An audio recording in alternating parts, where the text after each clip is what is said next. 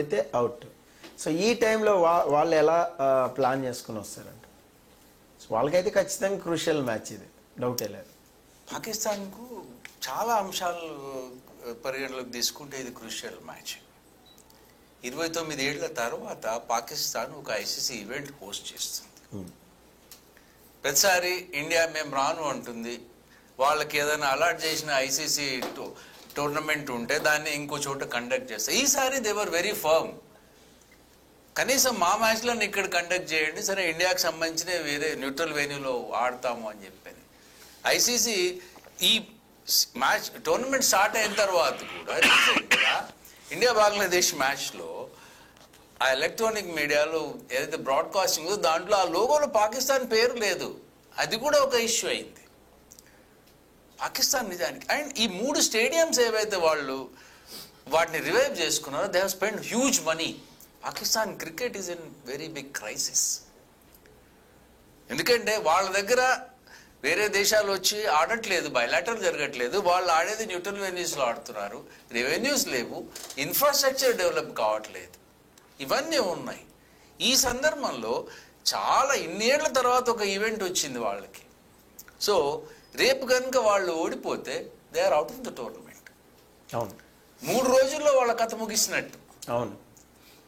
మరి Pakistan cricket survive కావాలన్నా కూడా వాళ్ళకి చావో రేవో కాదు, అంతకు మించింది ఏదో ఈ మ్యాచ్ వాళ్ళకి అయి ఉంటుంది ఖచ్చితంగా. Definitely they are under pressure. కానీ సందీప్ మొదట్లో ఒక మాట చెప్పాడు. పాకిస్తాన్కు ఉన్న ఒక అద్భుతమైన లక్షణం ఏంటంటే on their day nobody can beat them also. So unpredictable. So unpredictable. మిగతా కంట్రీస్తో కంపేర్ చేసి you can predict them.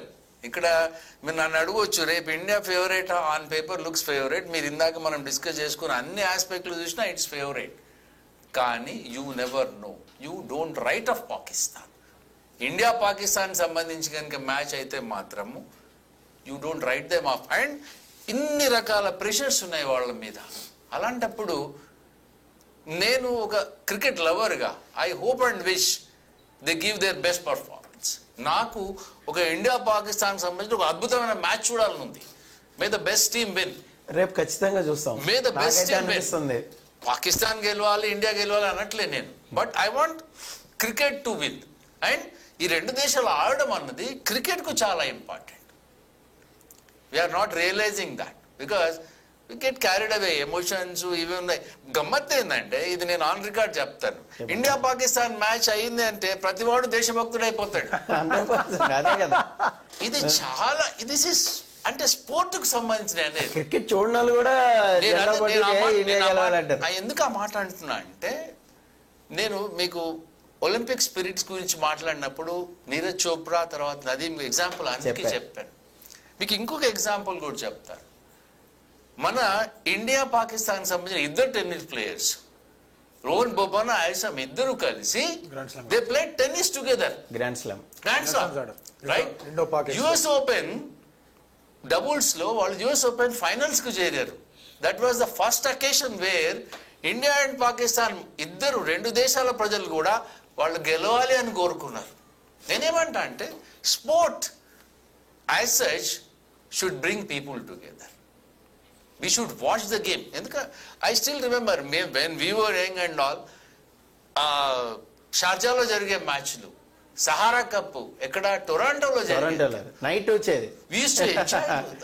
Night మొత్తం మేల్కొని మ్యాచ్ చూసేవారు. One day match.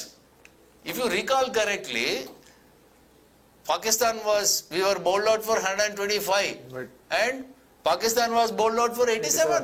Those Ganguly 5 wickets. Gavaskar match. Okay. Man of the match. Okay. Bat తో ఏం contribute చేయలేదు. 4 catches పట్టుకున్నారు కాబట్టి he was the man of the match. ఎందుకంటే ఈ రైవల్రీ అన్నది it's steeped in history. Cricket అయినా, మీకు హాకీ అయినా, స్క్వాష్ అయినా, all this they add to those things. అందుకని పాకిస్తాన్ ప్రస్తుతానికి they are in some crisis as far as the entire cricket system is concerned. Pakistan cricket survive కావాలి అన్నా కూడా రేపు Pakistan they have to give their best.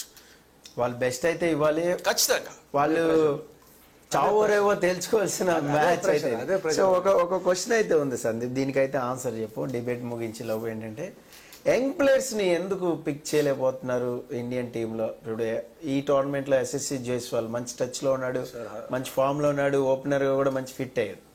So అలాగే Nitish Reddy. So of course ఏదైనా కూడా ఒక యంగ్ ప్లేయర్స్ అనేది ఫస్ట్ 15 లో మనం ఎందుకు పెట్టలేకపోతున్నాం? బికాస్ సీనియర్ ప్లేయర్స్ ఆక్యుపెన్సీ అనేది కొన్ని సంవత్సరాల పాటు ఉంటుందా ఇండియన్ టీంలో? ఎప్పుడు ఉండేదే కదా. సో ఎందుకు ఆల్టర్నేటివ్ అనేది చేయలేకపోతున్నారు? ఎప్పుడు ఉండేదే.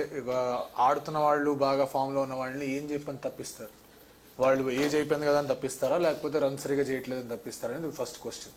అలాగని చెప్పేసి అవకాశం ఇవ్వలేదని కూడా కాదు. నితీష్ రెడ్డి ఇంజరీ కాకుండా ఉండి నాన్ ట్రావెలింగ్ సబ్స్టిట్యూట్స్ లో అతని పేరు ఉండేది, యశస్వి జైస్వాల్ పేరు ఉంది, అతని పేరు కూడా ఉండేది, అందులో ఎటువంటి డౌట్ లేదు. ఇప్పుడు తిలక్ లాంటి వాళ్ళు బాగా ఆడుతున్నారు, రింకు లాంటి వాళ్ళు బాగా ఆడుతున్నారు. వాళ్ళకి రావాలి అంటే కనుక T20 ఒకటే వాళ్ళకి స్పేస్ అనేది లభిస్తుంది. వాళ్ళకి స్పేస్ లేనప్పుడు అక్కడ స్పేస్ క్రియేట్ చేసుకోవడానికి వాళ్ళు ఏం త్రివిక్రమ్ శ్రీనివాస కాదు, అట్లా అని కాదు. సో బేసికలీ ఒకవేళ కనుక అవకాశం ఉంది టాప్ ఆర్డర్ లో కావాలి అనుకుంటే you're still having many people. మనం జైస్వాల్ గురించి లేదా నితీష్ గురించి మాట్లాడుకుంటున్నాం, ఇంకా చాలా మంది ఉన్నారు. మీరు ఉత్తరాజ్ లాంటి వాళ్ళు ఉన్నారు మీకు అక్కడ ఇది అవ్వడానికి. Rajat of course is not that young, but still అతను కూడా బాగా ఆడగలిగే కేపబిలిటీస్ ఉన్నాయి. అభిషేక్ శర్మని ప్రాబబ్లీ అన్ని ఫార్మాట్స్ లో ఆడించాలని చెప్పేసి టాపిక్లు వస్తున్నాయి. యంగ్స్టర్స్ కొదవలేదు, కానీ ఇటువంటి ఫార్మాట్స్ లో ఇటువంటి టోర్నమెంట్స్ లో స్పేస్ లేదు. అదొకటే పెద్ద ప్రాబ్లం అవుతుంది. అలా అనుకుంటే కనుక హర్షిత్ రాణాని తీసుకెళ్లారు కదా, బుమ్రా లేకపోతే హర్షిత్ రాణాని ఇంక్లూడ్ చేసి మరి తీసుకెళ్లారు. వెనెవర్ సీనియర్ రీప్లేస్మెంట్ వస్తున్నారు తప్ప ఇప్పుడు బుమ్రా ఇంజూర్డ్ కాబట్టి హర్షిత్ రాణా అనేది వచ్చి పర్ఫార్మెన్స్ అలాగే జరుగుద్ది సార్ ఎక్కడన్నా కూడా. ఇప్పుడు రోహిత్ కోహ్లీ ఫామ్ లో లేకపోయినా వై ఎందుకండి? ఇప్పుడు రోహిత్ అంటే కెప్టెన్ కంటిన్యూ చేస్తున్నాం, okay. So Virat Kohli form లో లేకపోయినా కొన్ని సంవత్సరాల పాటు ఎందుకు, కొన్ని మ్యాచ్ల పాటు ఎందుకు? వన్డే మ్యాచ్ లో విరాట్ కోహ్లీ ఫామ్ లో లేని ఒక సిరీస్ చెప్పండి, ఒక శ్రీలంక సిరీసే చెప్తారు, మన జరిగిన శ్రీలంక సిరీస్ లాస్ట్ అంతే. మిగతా అన్నిట్లో కూడా ఎక్కడో అక్కడ 1 మ్యాచ్ లో స్కోర్ రన్స్. సో ఏం పెట్టుకొని Virat Kohli use the GOAT of one day format. ఇప్పుడు ఏమన్నా అనుకోండి, విరాట్ కోహ్లీకి వన్డే ఫార్మాట్ కి ఉన్నంత లింక్ ఏదైతే మోడర్న్ డే ప్లేయర్స్ లో ఉందో అది ఏ ప్లేయర్ కి లేదు. No other player has come close to Virat Kohli one day international. 14,000 runs కి దగ్గరలో ఉన్నాడు సార్. 50 సెంచరీలు కొట్టాడు, 14,000 పరుగులు ఉన్నాయి. ఎటువంటి ట్రాక్ రికార్డ్ కాదు సార్, మనం స్ట్రగుల్ అవుతున్నాం. స్ట్రగుల్ అనేది ఎక్కడి నుంచి వస్తుంది? ఈ లాస్ట్ టైం 2020 వరల్డ్ కప్ లో నాకు కంప్లైంట్ ఉంది. లాస్ట్ టైం 2020 వరల్డ్ కప్ లో you both openers Virat Kohli and Rohit Sharma struggling for left hand bowlers. So మీరు 3 మ్యాచ్లు ఫెయిల్ అవుతా వచ్చారు. వై లెఫ్ట్ హ్యాండ్ ఓపెనర్ ఎందుకు రాట్లా? యశస్వి జైస్వాల్ బెంచ్ మీద ఉన్నాడు రెడీగా, లెఫ్ట్ హ్యాండ్ ఓపెనర్ మీరు ఎందుకు దింపలేరు? ప్లేస్ లో వస్తాడు, కోహ్లీ డ్రాప్ చేయమంటారా? ఎవరినైనా డ్రాప్ చేయండి, నేను అదే అంటున్నా. ఈ సీనియర్ ప్లేయర్స్ ఆక్యుపెన్సీ వల్లే యంగ్ ప్లేయర్స్ అనేది రాలేకపోతున్నారు అనేది బిగ్ క్వశ్చన్. సీనియర్ ప్లేయర్స్ ఏమి వాళ్ళు సీట్ కింద మేక్ కొట్టుకొని కూర్చోలేదు, అక్కడ వాళ్ళు పర్ఫార్మ్ చేస్తున్నారు కాబట్టి ఉన్నారు. మీరు మొన్న BGT టెస్ట్ మ్యాచ్ చూడండి, Rohit was not performing and ఈ సెడ్ నేను పక్కన కూర్చుంటా అన్నాడు. So that it self is దాని మీద కూడా రచ్చ అయింది కదా. అది దాన్ని ఎందుకు రచ్చింది దట్స్ డిఫరెంట్ స్టోరీ, అది వేరు. బట్ ఆ ఇండికేషన్ అనేది చాలా క్లియర్ గా వెళ్తుంది. బస్ ఆడకపోతే కనుక పక్కన కూర్చొని ఇండికేషన్ చాలా క్లియర్ గా వెళ్తుంది. కాకపోతే మనం ఫార్మాట్స్ మిక్స్ చేస్తున్నాం.